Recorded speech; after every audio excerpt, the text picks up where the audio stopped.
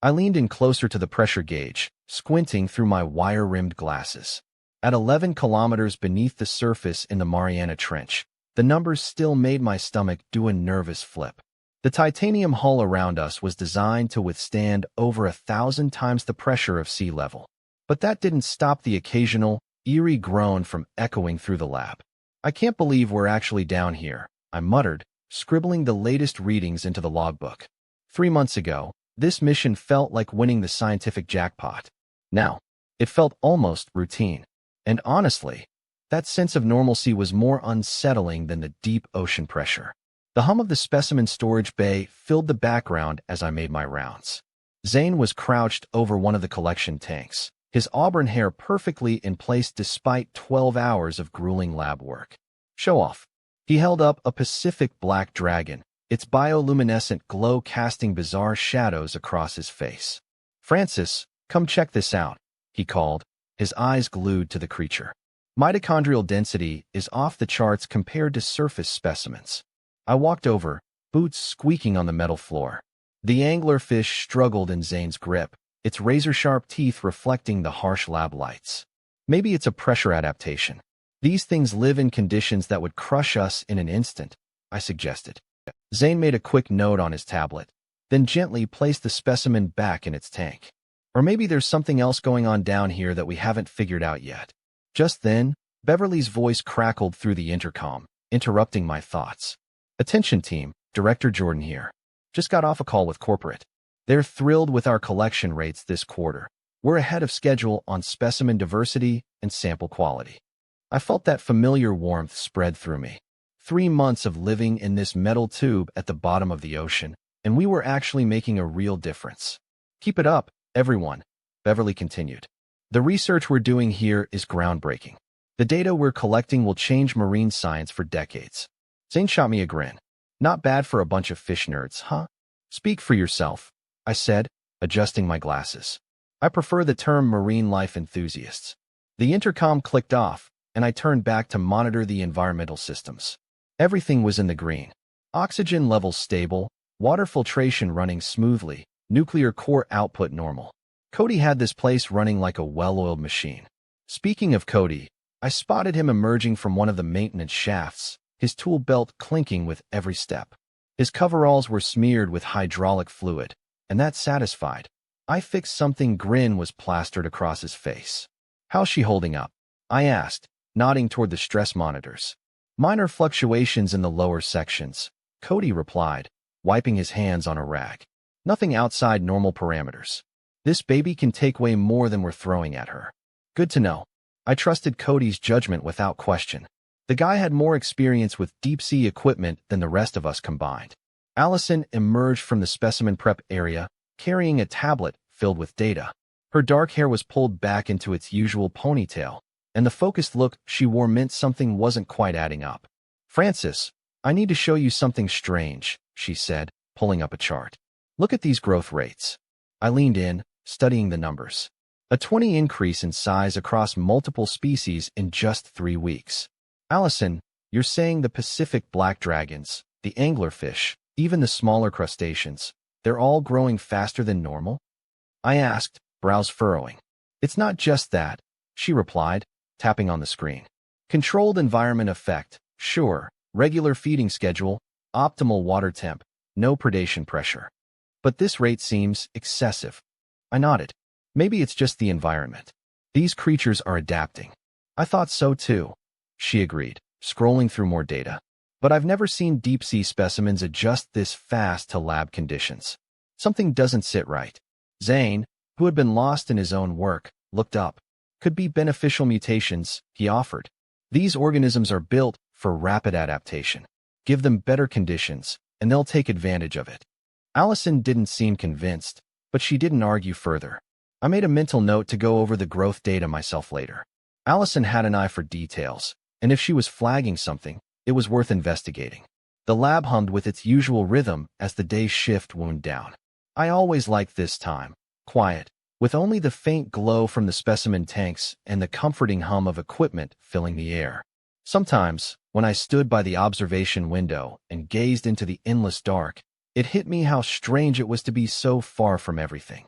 Out there, in the black abyss, life moved around us, unaware of our presence.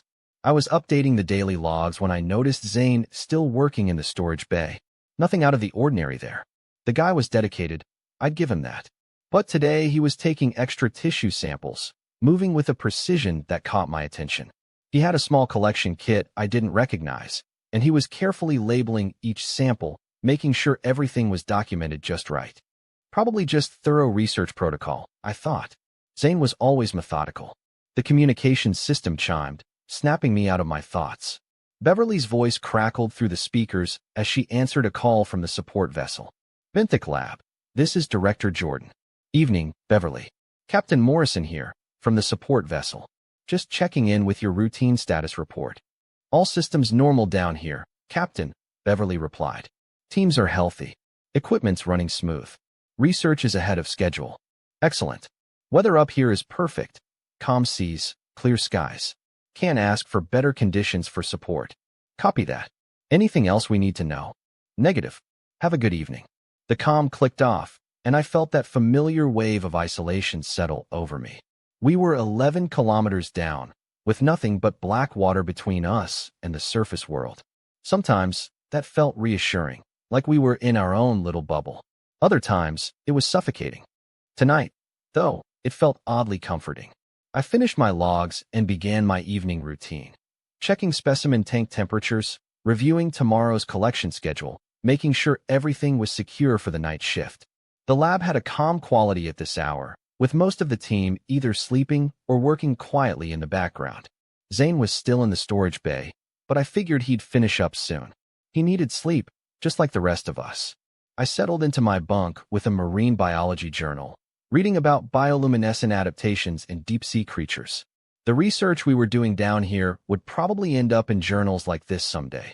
Real contributions to human understanding of the planet's most extreme environments. The lab groaned softly around us, the familiar sound of the ocean reminding us of our place, 11 kilometers down, at the very bottom of the world. What I didn't know was that far above us, on the support vessel, sonar operators were staring at their screens, confusion written all over their faces. A massive object was moving through the deep water toward our coordinates. Then the emergency alarm screamed through the lab like a banshee, its shrill wail cutting through the peaceful hum of the equipment. I jerked my head up, my glasses almost slipping off my nose as the sound reverberated off the metal walls. What the hell? I started to ask, but Beverly's voice came over the intercom, cutting me off. All hands to stations. Emergency contact from surface team. I dropped my pen and sprinted toward the communications bay, my boots ringing off the metal floor. Beverly was already hunched over the radio console, her burgundy blazer rumpled from leaning forward, one hand pressed to her earpiece. Say again, Captain Morrison, Beverly said into the microphone. You're breaking up. Static crackled through the comms, and then Morrison's voice came through, tense, clipped. Beverly, sonar's picking up a massive object heading directly for your position. Roughly 200 meters in length, moving at about 15 knots. My stomach plummeted. 200 meters. That was bigger than a blue whale. Way bigger. Distance and time to contact? Beverly's voice was steady, but I could see her grip tightening around the microphone, her knuckles turning white. Trajectory puts impact in approximately 12 minutes. Morrison's voice crackled. The object appears to be alive, based on movement patterns. It's not following any predictable course. Alive. Something that size. Alive. And heading straight for us. Zane appeared at my shoulder, his auburn hair slightly disheveled like he'd been running his hands through it in a nervous habit. Could be following thermal currents, he said, but his usual confidence had evaporated. Deep-sea species sometimes track warm water flows. Nothing gets that big, I whispered, more to myself than to anyone. My mind struggled to process the thought. Allison rushed past us toward the research terminals, her ponytail bouncing with urgency. I'm checking the database for any recorded sightings of large deep-sea organisms in this region, she called over her shoulder. Beverly keyed the mic again. Captain, what are our evacuation options? Static filled the air for several long seconds before Morrison's voice came through again, heavier this time. Negative on surface evacuation. We've got 30-foot swells up here and winds gusting to 60 knots. Your escape pods won't survive the ascent in these conditions. The lab suddenly felt very, very small. 11 kilometers of crushing black water above us, and something massive approaching from the depths below. "Cody," Beverly shouted toward the maintenance section. "Emergency protocols, now." Cody's voice echoed through the comms from the lower levels. "Already on it. Sealing non-essential compartments and bringing backup systems online." The hull groaned, louder than before. A deep, metallic sound that rattled my bones. I'd grown used to the normal pressure sounds over the past 3 months, but this was different. It was heavier, more foreboding. "Francis, help me secure the specimen containers," Zane called out, already moving toward the storage bay. "If this thing hits us, we can't have glass tanks flying around." I followed him, my hands shaking as I started strapping down the smaller collection units. The Pacific Black Dragons swirled in their tanks, their bioluminescent patches flickering more rapidly than usual. Even they could sense that something was wrong. 10 minutes to contact, Beverly's voice rang out over the intercom. Allison looked up from her terminal, her face drained of color. "Nothing in the database," she said quietly. "No recorded sightings of anything even close to this size in the Mariana Trench." The pressure readings on the wall monitors started fluctuating. Small changes, just enough to be noticed. Whatever was out there, it was big enough to displace massive amounts of water just by moving. I grabbed a loose tablet and shoved it into a storage compartment, my mind racing. What could survive at these depths and grow to that size? The pressure down here would crush most surface creatures instantly. But this thing, whatever it was, had not only survived, it had thrived. 8 minutes, Beverly called out. Cody's voice crackled through the comms. "Emergency bulkheads sealed. Backup powers online. Hull integrity is holding steady. But I'm reading some weird electromagnetic interference." "Interference from what?" Beverly asked, her voice sharpening. "Unknown. It's like something's messing with our electrical systems from outside." The lab's lights flickered for a brief moment, and I felt my heart skip a beat. Our life support systems ran on that power. Zane finished securing the last of the specimen tanks and moved toward the observation windows, his eyes narrowed. If it's following natural behavior patterns, it might just be passing through. A lot of deep-sea creatures are curious, but not aggressive. "At 200 meters long," I said, joining him at the window. "That's not curious. That's a living submarine." The external cameras were picking up movement in the water around us.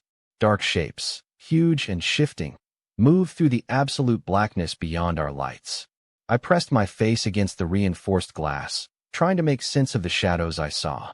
6 minutes to contact. Beverly's voice tightened, now laced with urgency. "There." Allison pointed to one of the camera feeds. "Lower starboard camera."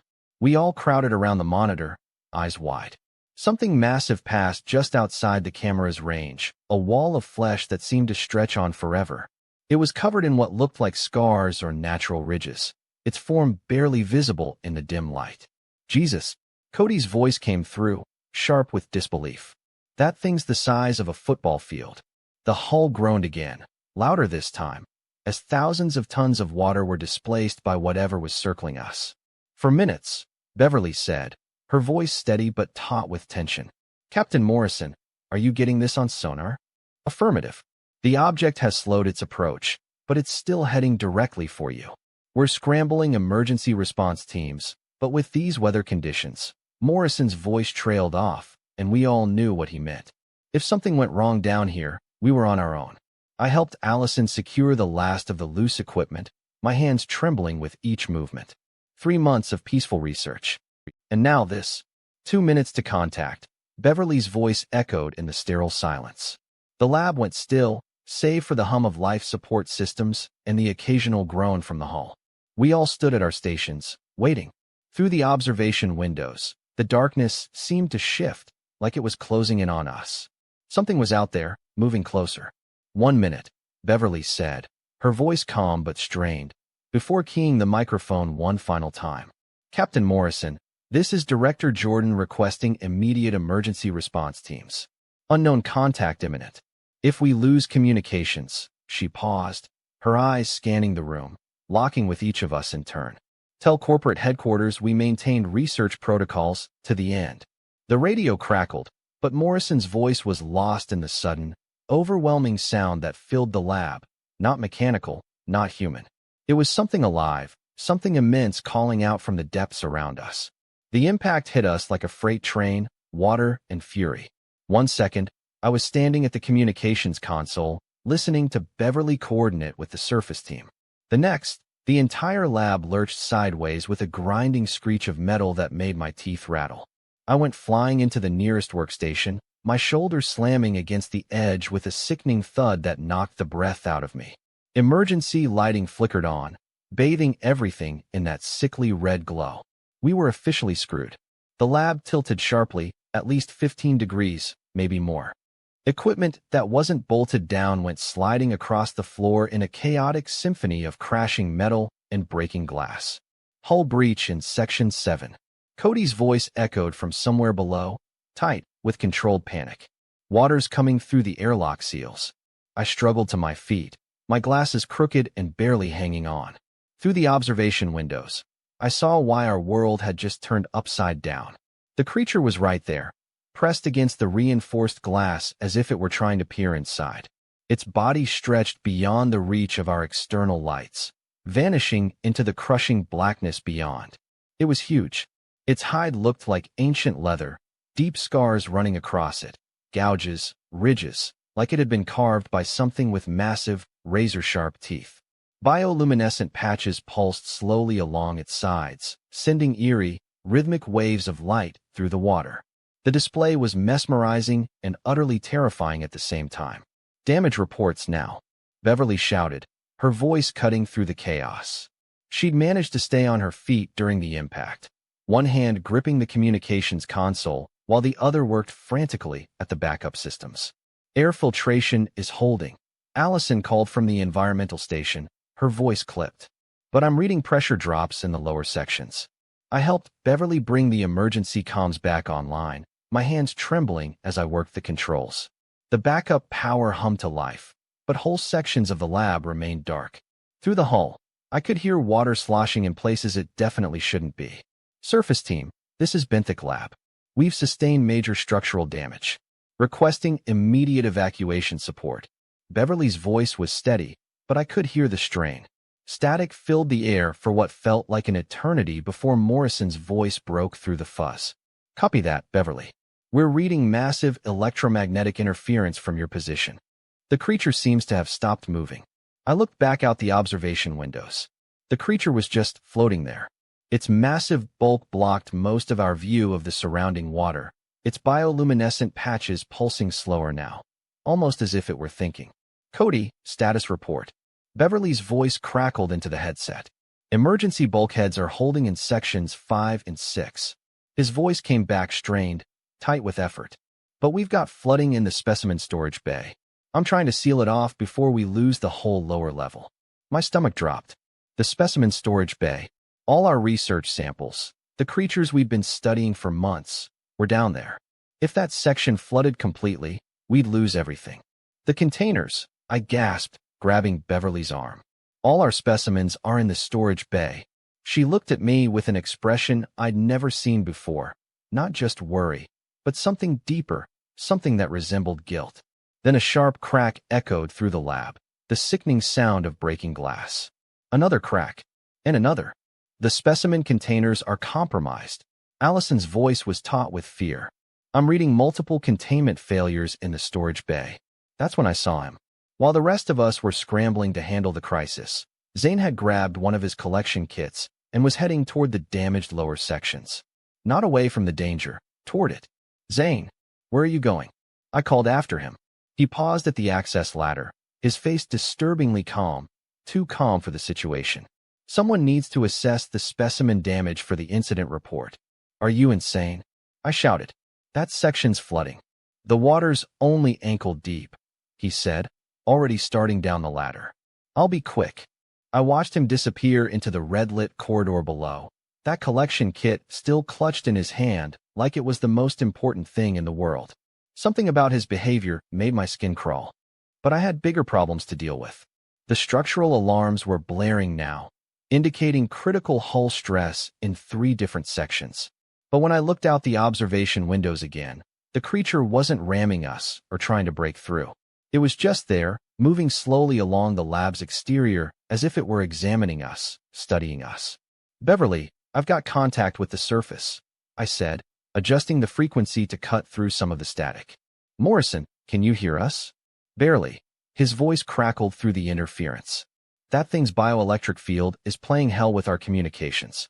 We're reading massive electromagnetic pulses every few seconds." I glanced back at the creature. Those bioluminescent patches were pulsing in rhythm with the radio interference, like it was feeding off the signals, a living electrical storm. "What's your status up there?"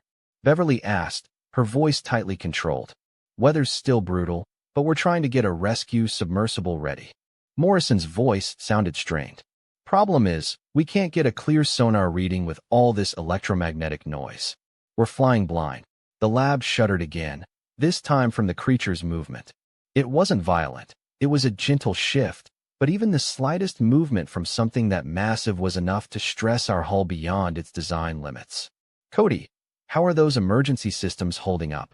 Beverly's voice crackled in my ear. "Backup power's stable, but I'm losing sensors in the flooded sections." His voice was strained, thick with urgency. "And there's something else." I felt a chill run down my spine. "What is it?" "The emergency lighting. It's attracting something." "Attracting what?" Beverly asked, though she seemed to already know the answer. "The specimens that got loose when their containers broke. They're following the light sources." Of course they were. Deep-sea predators used bioluminescence to hunt. Our emergency lighting was a beacon, a dinner invitation to everything that had escaped. "How many specimens are we talking about?" Beverly asked, her voice thick with dread. "Hard to say." Cody's voice trembled. "But I can see at least 3 large forms moving in the water down here. The bite marks were too precise to be from debris or broken glass." "Francis." Zane's voice echoed from behind me, coming down the access ladder. "What's the situation down there?" I didn't respond immediately.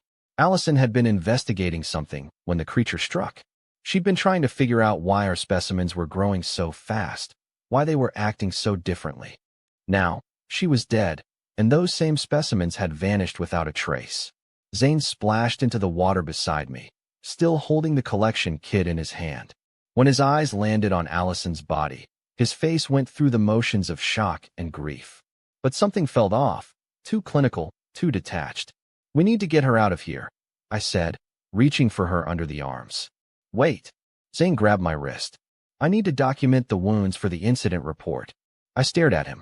"She's dead, Zane. The report can wait." But he was already pulling out a sampling tool, examining Allison's torn diving suit with the same focused precision he used when handling specimens. The bite pattern could tell us which creature was responsible. "See the spacing between these puncture marks. Are you seriously taking samples from her body right now?" "It's evidence, Francis. We need to understand what we're dealing with." I wanted to punch him. Instead, I helped him lift Allison's body out of the water, my hands shaking as we made our way toward the access ladder. Her research notebook floated nearby, its waterproof pages still intact. I grabbed it with my free hand. "Beverly, we found Allison," I said into my headset as we reached the ladder. She didn't make it." Silence followed for several seconds. Then Beverly's voice cracked through, tight with grief. "Bring her up. Seal that section once you're clear." Getting Allison's body up the ladder was the hardest thing I've ever had to do. Zane kept muttering about tissue samples and documentation while I tried to avoid looking at the wounds that had killed her. When we finally reached the main lab level, Beverly was waiting with an emergency blanket. "How many specimens are unaccounted for?" I asked as we laid Allison down. Beverly checked her tablet, her hands trembling slightly. 3 confirmed missing. The Pacific black dragon from Tank 7 and both anglerfish from the Deep collection. "The black dragon did this," Zane said, pointing at the wounds on Allison's body. "See the spacing? Classic predatory strike pattern, but the bite force is much stronger than anything we recorded in the initial studies." I flipped through Allison's waterproof notebook, my blood growing colder with each page. She'd been documenting changes in the specimens for weeks, growth rates that didn't make sense, behavioral modifications, increased aggression during feeding. She knew something was wrong. "Look at these notes," I said, holding up the notebook. She was tracking unauthorized changes in the specimens. Zane glanced at it, then quickly looked away. Environmental stress can cause rapid adaptation in deep-sea organisms. This isn't adaptation, I said, reading her careful handwriting. She documented puncture marks in the specimen containers. Someone was injecting them with something. Francis Cody's voice crackled through the comm system. We've got a problem up here. The emergency lighting's drawing them in. I looked up at the red emergency lights bathing our lab. Of course, deep-sea predators used bioluminescence to hunt. Our emergency system was basically sending hunting signals to every escaped creature in the flooded sections. They're using our own lights against us, I said. Beverly spoke into her headset. Cody, can you switch to minimal lighting? Negative, came the response. Emergency protocols won't let me shut down the safety systems, but I can see movement in the air ducts. Something's using the ventilation system to move between sections. The hull of the lab groaned as the massive creature outside shifted position again. More water started dripping from the ceiling, and I could hear the faint crack of new stress fractures opening in the lower sections. We need to evacuate, Zane said, already moving toward the emergency equipment. The structure won't hold much longer. Not without the research data, Beverly said firmly. I stared at her. Allison is dead. Those things are hunting us. And you're worried about data? You don't understand what this research represents, Beverly said, her voice heavy with guilt. The applications, the potential benefits. A new sound echoed through the lab. A wet, sliding noise from the air vents above us. Something large was moving through spaces that should have been too narrow for the specimens we'd collected. But these specimens weren't the same size anymore, were they? I looked down at Allison's notebook again, focusing on her final entries. She'd been investigating the specimen storage area when the creature hit us. She'd found something that got her killed. The sliding sound stopped directly above us. Everyone move, I whispered. Now. The emergency lights flickered, casting eerie shadows across Allison's still form. Somewhere in the darkness above us, something that used to be a research specimen was deciding whether we looked like prey. And based on what happened to Allison, I was pretty sure we did. I grabbed Zane by the shoulder and spun him to face me. What the hell did you do to them? He looked confused for half a second before his expression shifted to something colder, more calculating. I don't know what you're talking about, he said, but his eyes flicked toward the specimen containers floating in the flooded storage area. I held up one of the broken tanks, pointing at the tiny puncture marks near the feeding port. Needle marks, Zane. Someone's been injecting our specimens with something. Allison documented it. Zane's perfect composure cracked just enough for me to see the truth underneath. Francis, you need to understand the bigger picture here. The bigger picture? I stepped closer, my voice rising. Allison is dead because of whatever you did to these things. The enhancement protocols were approved by corporate headquarters, Zane said, straightening his lab coat like we were still having a normal conversation. Growth hormones, neural stimulants, metabolic accelerants. We're developing specimens that can survive in any aquatic environment. Enhancement protocols. The words tasted bitter. You mean weapons? I mean applications that could revolutionize marine biology, he said. Think about it, Francis. Organisms that can adapt to any depth, any temperature, any salinity level. The research possibilities are endless. I wanted to hit him. Instead, I pulled out my tablet and started scrolling through our research contracts, looking for anything about enhancement protocols or military applications. Most of the legal jargon had flown over my head when I signed on, but now I was reading every word. Beverly, I called. We need to talk. She looked up from the communications console, already knowing what was coming. Francis, not now. We're dealing with a crisis situation. This is the crisis, I said, holding up my tablet. Section 12, subsection 4. Specimens may be subject to controlled enhancement procedures for defense applications. What the hell does that mean? Beverly's shoulders sagged. It means exactly what you think it means. You knew? I stared at her, the floor dropping out from under me. You knew Zane was turning our research into weapons. The funding, Francis, she said quietly. Do you have any idea how much money it takes to run a facility like this? The legitimate research grants barely cover basic operations. So, you sold out to defense contractors? I kept us operational, Beverly snapped. And Zane's modifications were producing incredible results. The growth rates, the enhanced survival capabilities. A wet, sliding sound echoed from the air vents above us. We all looked up in unison. That's impossible. Cody's voice crackled through the comm system. Those ducts are only 18 inches wide. Nothing we collected should fit through there. Nothing we collected at their original size, I said, the pieces finally falling into place. But if they've grown 20 in 3 weeks. The sliding sound moved across the ceiling, following the path of the main ventilation system toward the lab's central area. I grabbed one of the emergency flares from the wall kit. Cody, get down here now, I called into my headset. And bring more flares. What are you thinking? Zane asked, but he was already backing away from the air vents. Deep-sea predators hunt using bioluminescence, I said, pulling the activation cord on the flare. Brilliant white light flooded the lab, so intense it hurt to look at directly. But they avoid light sources that are too bright. The sliding sound stopped immediately. Cody appeared at the access ladder, his tool belt jangling as he dropped into the main lab area. Smart thinking, he said, grabbing another flare from the emergency kit. But we've only got 6 of these. Then we better make them count, I said. A section of ceiling grating crashed down near the specimen tanks, and something dark and sleek dropped through the opening. The Pacific Black Dragon hit the floor with a wet thud, but it was wrong. All wrong. The creature was easily 3 feet long, twice the size it had been when we first collected it. Its bioluminescent patches pulsed with an angry red light, and when it opened its mouth, the needle-sharp teeth looked like they could punch through steel. Jesus, Cody whispered. That thing's been eating steroids. I held the flare toward the creature, and it recoiled from the bright light, hissing like an angry cat. But it didn't retreat.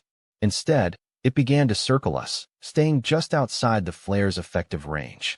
It's learning, Zane said, his voice filled with what almost sounded like pride. The neural stimulants enhanced its cognitive function along with its physical abilities. Shut up, I said, keeping the flare between us and the Black Dragon. Cody, can you get to the power controls? Maybe, but I'll have to cross open floor to reach the main panel. That's when the second ceiling grate gave way. 2 anglerfish dropped through, their grotesquely enlarged lures casting eerie shadows across the lab walls. They'd grown even more than the Black Dragon, their bodies swollen to the size of small sharks. The bioluminescent lures on their heads pulsed in sync with each other like they were communicating. They're coordinating, Beverly said, her voice barely above a whisper. That's not normal behavior for deep-sea predators. Nothing about this is normal, I said, lighting a second flare. Cody, go. We'll keep them busy. Cody sprinted toward the power controls, while I waved the flares at the 3 enhanced specimens. They stayed back, but barely. The Black Dragon kept testing the edges of the light, darting forward and retreating when the flare got too close. Beverly, I called over my shoulder. How long have you known about this? 6 weeks, she admitted. Zane showed me the preliminary results, the growth rates, the enhanced survival capabilities. Corporate was offering triple funding for continued development. Triple funding for weapons research, I said, my voice rising. For applications that could save lives, she added, though she didn't sound so convinced anymore. One of the anglerfish lunged forward, and I barely got the flare up in time to drive it back. The heat from the burning magnesium was starting to make my hands sweat inside the protective glove. Got it, Cody shouted from the power controls. Partial power restored to sections 3 and 4. Emergency lighting flickered on throughout the lab, but it was the wrong kind of light. The red emergency bulbs were exactly the wavelength that deep-sea predators used for hunting. Instead of driving the creatures away, we had just made ourselves more visible. Turn it off, I yelled. But it was too late. The Black Dragon shot forward like a missile, aiming straight for Zane. He tried to dodge, but the thing was faster than anything that size should have been. Enhanced reflexes. Enhanced speed. Enhanced everything. Zane screamed as the creature's teeth sank into his forearm. But instead of letting go, the Black Dragon held on, pumping venom into his bloodstream. Venom that had been enhanced along with everything else. Get it off him, Beverly shouted. I jabbed the flare at the creature's head, and it finally released Zane's arm, but the damage was done. Dark veins had already begun to spread from the bite wound, and Zane's face had gone pale. The toxin, he gasped, staring at his arm in fascination, even as it started to swell. The enhancement process increased the potency by at least 300. Zane, sit down, I said, but he was already collapsing. The The black dragon disappeared back into the air vents, leaving us with Zane writhing on the floor as the enhanced venom worked its way through his system. His arm was turning black, the tissue literally rotting as we watched. "Do something," Beverly said, but there was nothing to be done. Zane had created something too efficient, too deadly. His own enhanced specimen was killing him with toxins he'd designed to be unstoppable. "The irony," Zane whispered, his voice already slurring as the venom reached his nervous system. "My greatest achievement." He convulsed once, then went still. I looked down at the man who'd been my colleague for 3 months, who'd shared coffee with me, complained about the food, and talked about the wonders of deep-sea biology. Now he was dead, killed by his own creation. Outside the observation windows, the massive creature's bioluminescent patches pulsed in slow, steady rhythms. I was starting to understand why it had come here. It wasn't random chance. It wasn't curiosity. It was following the signals from Zane's enhanced specimens. Signals that didn't belong in the deep ocean. "Beverly," I said quietly, "that thing out there, it's not attacking us." She looked up from Zane's body. "What do you mean?" "It's trying to contain them. The enhanced specimens. It knows they don't belong here." The lab shuddered as the creature moved closer to our hull, its massive bulk blocking out the little light that filtered down from the surface. But for the first time since this nightmare began, I didn't feel like we were being hunted. I felt like something was trying to help us clean up our own mess. They're definitely not behaving like the docile research subjects we've been studying. Through the observation windows, the massive creature's eye appeared. It was the size of a dinner plate, dark, intelligent, and studying our lab with a level of deliberate curiosity. When it blinked, the movement sent a shudder through the hull. "Surface team, this is Benthic Lab." Beverly spoke into the radio again. "How long until you can get a rescue vehicle down here?" Static filled the air before Morrison's voice crackled back. "Unknown. The electromagnetic interference is getting worse. We can barely maintain communications, let alone navigate a submersible through this." I stared out at the creature, watching its bioluminescent patches pulse in a slow, hypnotic rhythm. It had been heading straight for us, but now it was just waiting, almost like it was trying to figure out who we were or what we'd been doing down here. The lab's hull groaned around us, a deep metallic sound that reminded me of how far we were from any possible help. 11 kilometers of crushing black water above us, flooded sections below us, and something the size of a city block deciding whether we were worth its attention. And somewhere in the darkness of our own lab, the creatures we'd been studying were loose and hunting. I pushed through the knee-deep water in the flooded storage bay, my boots slipping on the metal grating beneath. The emergency lighting bathed everything in that hellish red glow, making the floating debris look like chunks of meat and blood. That's when I saw her. Allison floated face down near the far wall. Her teal lab coat spread out around her like wings. Her diving suit had been shredded along the torso, long, deliberate tears, as if the damage was purposeful. "Oh God," I whispered, wading toward her as quickly as the water would allow. I reached her, carefully turning her over. Her face was pale, eyes wide open, staring at nothing. But it was the wounds that made my stomach turn. Deep puncture marks along her neck and shoulders. I turned to Beverly, her words slowly sinking in. "Weapons?" I asked, my voice shaking. "You're telling me we've been building underwater weapons?" She couldn't meet my eyes. "The Benthic Lab was never about pure research," she said quietly. "Francis, the whole facility was designed to develop aquatic bioweapons, creatures that could infiltrate any marine environment, survive in any conditions." I felt my hands tremble as I pulled up our research contracts on the tablet, scrolling past all the scientific jargon I'd been so eager to sign. There it was, buried deep in the fine print. Military applications, defense contractors, weapons development protocols. I never read the fine print. I whispered, feeling sick. I was so thrilled to be here. I just signed everything.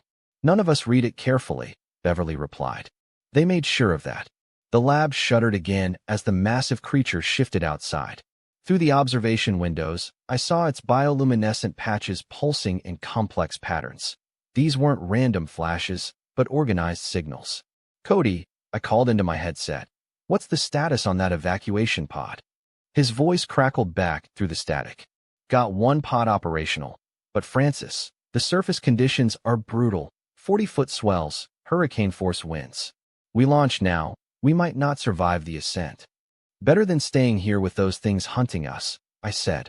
Maybe, Cody said. But there's something else. I'm reading massive electrical discharges from the creature outside. It's generating some kind of electromagnetic field. I looked back at the observation windows. The creature's bioluminescent patches pulsed faster now, and I realized the patterns looked familiar. It was the same rhythmic flashing I'd seen from Zane's enhanced specimens. Beverly saw it too. Her face turned white. Oh God, it's calling to them. What do you mean? The enhanced specimens. They're responding to its signals. She pointed at the flooded storage area where we could hear splashing. It's not just some random deep-sea creature, Francis. It's their parent. The pieces clicked together in my mind. The massive size, the intelligence, the way it had come straight for our lab. You think it followed them here? I asked. I think it's been looking for them, Beverly said. And now it knows where they are. A new plan began to form. If the creature wanted its offspring back, maybe we could use that. We need to collect the enhanced specimens. All of them. Are you insane? Think about it. That thing out there isn't trying to destroy us. It's trying to get its children back. We give them to it. Maybe it lets us go. Beverly nodded slowly. The specimens are still in the flooded sections. If we can capture them, I'll get the containment equipment, I said, heading toward the emergency supplies. That's when Beverly screamed. I spun around just in time to see the black dragon dropping from an air vent directly above the communications console. Beverly tried to dodge, but the enhanced creature was too fast. Its needle-sharp teeth sank into her shoulder, and I saw the dark venom pumping into her bloodstream. Beverly. I grabbed another flare and rushed toward her, but the black dragon had already disappeared back into the ventilation system. She was on the floor, convulsing as the enhanced toxins spread through her nervous system. The same black veins that had killed Zane were already creeping up her neck. Francis, she gasped, her voice slurring. The research data, you have to destroy it. All of it. Save your strength. We'll get you medical attention on the surface. No, her eyes were losing focus. The applications, the enhancement protocols, if this technology gets out, she convulsed once more, then went still. I knelt beside her, the weight of everything that had gone wrong pressing down on me. 3 months of what I thought was legitimate research, and it had all been a lie.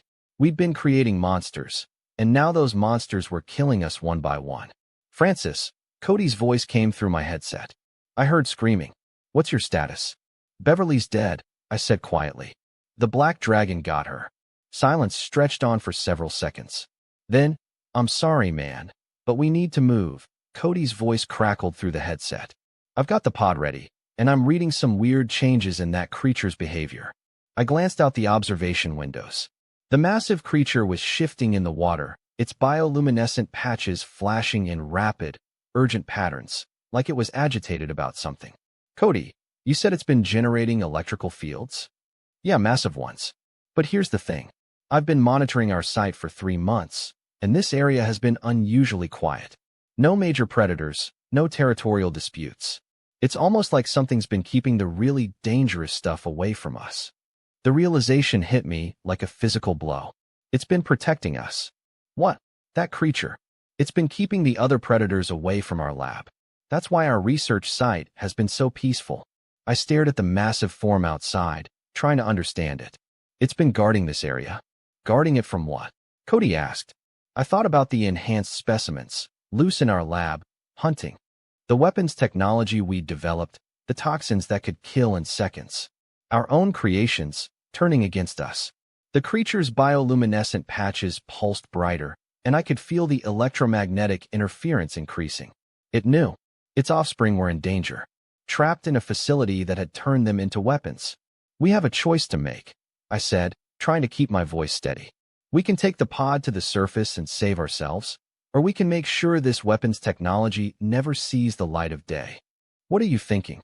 I looked around the lab at the equipment, the specimen containers, the servers full of enhancement protocols. Everything we'd done, everything Zane had created. I could feel the weight of the decision pressing down on me. I'm thinking maybe it's time we clean up our own mess. Outside, the creature pulsed with electricity, waiting to see what we would choose. For the first time since this nightmare started, I knew exactly what I had to do. I stared at the research servers humming quietly in the corner of the lab. packed with data, 3 months of enhancement protocols, weapons development, every modification that had turned harmless deep-sea creatures into killers. Cody, how do we destroy all of this? His voice crackled through the headset, distant. You mean the data? We could wipe the drives, but corporate probably has backups topside. Not just the data, everything. The specimens, the research, the whole facility. I looked around the lab, which had once been my dream job. It was all a lie. A deadly, terrifying lie. We can't let anyone else get their hands on this technology. Static filled my headset for a moment. Then Cody's voice came back, quieter this time. Francis, are you talking about what I think you're talking about? The nuclear power core, I said, my throat tight. If we overload it, that's not exactly a controlled shutdown procedure. I walked over to the observation windows, where the massive creature still hovered in the dark. Its bioluminescent patches were pulsing slower now, almost like it was thinking. This thing's been protecting the deep ocean from us, I whispered. Keeping other predators away so we couldn't turn them into weapons, too. Maybe. But, Francis, if we overload the reactor, we've got maybe 20 minutes to get clear before the whole place implodes. 20 minutes to climb 11 kilometers through crushing black water in a pod that might not even survive the ascent. Can you get the escape pod ready? Already working on it. But I need to tell you something first. I heard footsteps on the access ladder, and then Cody appeared in the main lab, soaked with hydraulic fluid. He had that look, like someone about to confess something terrible. I'm not who you think I am, he said. My stomach dropped. What do you mean? I work for Meridian Industries. They sent me here to document what was really happening at the benthic lab. He pulled a small recording device from his tool belt. Corporate espionage. I've been recording everything for 3 months. I stared at him, feeling like the floor was dissolving beneath me. You're a spy. I'm a whistleblower, Cody said, his eyes distant. Meridian suspected illegal bioweapons development, but they needed proof. Evidence that would hold up in international court. So, you've been lying to us this whole time? I've been doing my job.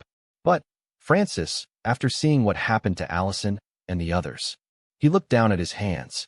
Some things are more important than corporate contracts. The lab shuddered again as the creature outside shifted, and I could see it moving away from our hull, like it sensed what we were planning. It knows, I whispered. What? The creature. It knows we're going to destroy the lab. I watched the massive form retreat into the darkness. It was getting clear of the blast radius. Cody nodded grimly. Then we better move fast. The reactor controls are in Section 4, but I'll need to manually override about 6 different safety systems. How long? 15 minutes, if everything goes right. Longer if the enhanced specimens decide to interfere. I grabbed the remaining emergency flares from the wall kit. I'll keep them busy. You get that reactor overloaded. We split up. Cody headed toward the power core while I made my way through the lab, flare in hand, scanning the ceiling for movement. The emergency lighting cast everything in that hellish red glow, and I could hear wet sliding sounds from the air vents above. The black dragon was still up there somewhere, along with whatever remained of the anglerfish. Enhanced predators with toxins that could kill in seconds. Loose in a facility about to become a nuclear bomb. Reactor access achieved. Cody's voice came through my headset. Beginning override sequence. I lit a flare and held it high, my heart pounding as I scanned the ceiling. How long do we have once you start the overload? 22 minutes until critical failure. But, Francis, there's something else you need to know. What now? I asked, my voice hollow. I glanced down at the recording device I'd been carrying, the one that held everything. Zane's enhancement protocols. Beverly's conversations with corporate. The entire weapons development program. If we made it to the surface, this evidence could shut down bioweapons research permanently. But I wasn't sure if I even cared anymore. A section of ceiling grating crashed down near the specimen tanks. The black dragon dropped through, its enhanced body gleaming in the flare light. But instead of attacking, it seemed confused, disoriented, like it was responding to signals from the creature outside. Override sequence initiated. Cody's voice cut through the growing chaos. We've got 20 minutes. The black dragon's bioluminescent patches began flashing rapidly, like it was trying to communicate with something. Its parent, maybe. The massive creature that had been protecting this area for who knows how long. Cody, the escape pod. Is it ready? Ready as it's going to be. But, Francis, The ascent's gonna take 18 hours minimum. I swallowed hard, the weight of his words sinking in. 18 hours. 18 hours to think about what we'd done down here. About how my entire career had been built on weapons development. How every specimen I'd studied, every data point I'd collected, had been used to create killers. The lab's hull groaned, the pressure systems starting to fail. Emergency alarms screamed through the facility as the reactor moved toward critical overload. In the distance, I saw the massive creature's bioluminescent patches pulsing one final time before it disappeared into the inky darkness of the deep. "Pod's ready," Cody shouted, his voice strained through the shrieking alarms. "We need to go now." I glanced back at the lab, my dream job, one last time. The specimen tanks. The research equipment. The data servers full of enhancement protocols. In 20 minutes, it would all be gone. Vaporized in a nuclear implosion, ensuring this technology would never see daylight. "Francis." Cody was already at the pod hatch, gesturing for me to move. I ran.